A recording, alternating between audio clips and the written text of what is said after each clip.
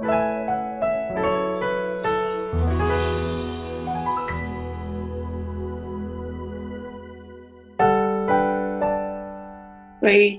moves mountain. How much faith does it take to do a miracle?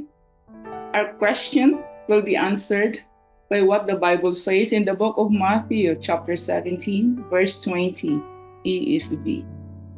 He said to them, "Because of your little faith, for truly I say to you, if you have faith like a grain of mustard seed, you will say to this mountain, 'Move from here to there,' and it will move, and nothing will be impossible for you."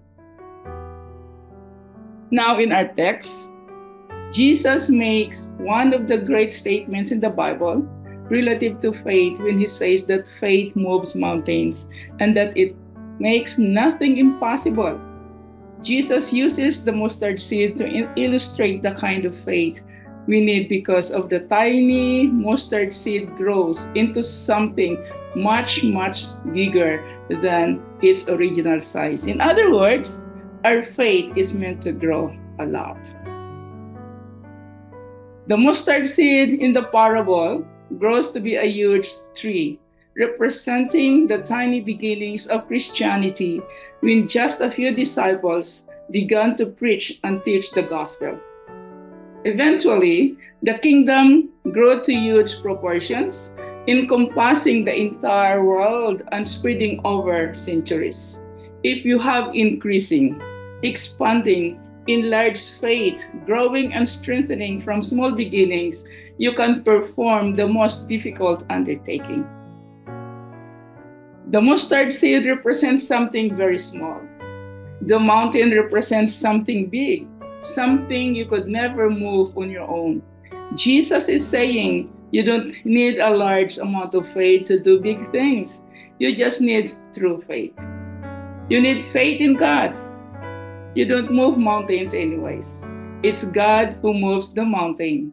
Your faith makes a difference, not because your faith is great, but because God is great. Don't focus on the size of your faith, but on the size of God. The power behind faith is the Lord, not you, but Him. 1 John 5:14 to 15 ESV. And this is the confidence that we have toward Him, that if we ask anything according to His will, He hears us. And if we know that He hears us in whatever we ask, we know that we have the request that we have asked of Him.